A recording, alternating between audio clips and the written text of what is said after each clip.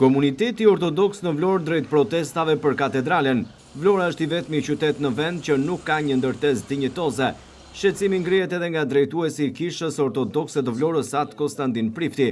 Sipas tij, të gjitha kërkesat kanë rënë në vesh të shurdhët.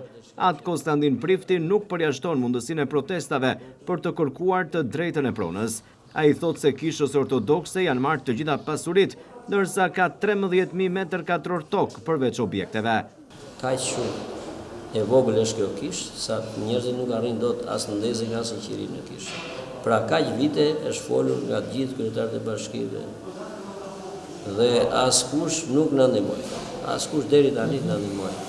Dhe zëri jon ka rënë në vesh të shurdhët. Nuk dim asnjë zgjidhje, vetëm se nuk e di se çfarë duhet të bëjmë.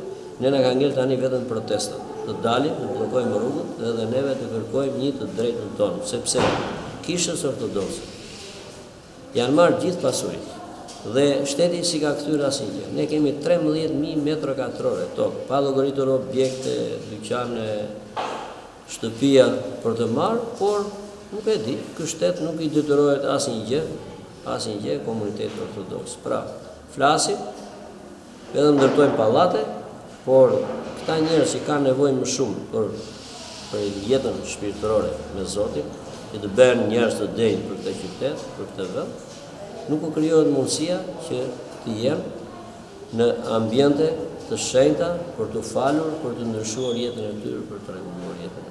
At Konstantin Prifti deklaron se në dieni është vendosur edhe kryeministri Edi Rama, ndërsa thotë se Vlora është i vetmi qytet pa katedrale. Ne kemi bërë thirrje kryeministrit, edhe kryetar bashkisë, të gjithë qeverisë. I vetmi qytet në gjithë Shqipërinë që s'ka katedrale është Vlora. Dhe këtu është një fatkeqësi e madhe, sepse ne në qytetin tonë mund doja të falenderoja me vërtet edhe besimet e tjera që vijnë, edhe festojmë së bashku. Këtë nuk e gjen në asnjë vend përveç se në Vlorë, mendoj unë. Kaq shumë njerëz, po të i pyesni në ditën e Pashkës se sa janë të krishterë dhe sa janë besimeve tjera. Pra, këta jo vetëm neve nuk na ndihmojnë, por nuk ndihmojnë gjithë komunitetin. Pra, kanë detyrime për këtë komunitet, atë i detyrohen. Kjo është zëri jo vetëm jemi, i gjithë besimtarëve ortodoks, gjithë qytetarëve të Vlorës. Besimtarët ortodoks të Vlorës kërkojnë ngritjen e katedrales, pasi kisha aktuale Shën Todrit ka një ambient të kufizuar. Vlora vazhdon të mbetet i vetmi qytet pa një katedrale, edhe pse komuniteti ortodoks ka disa prona.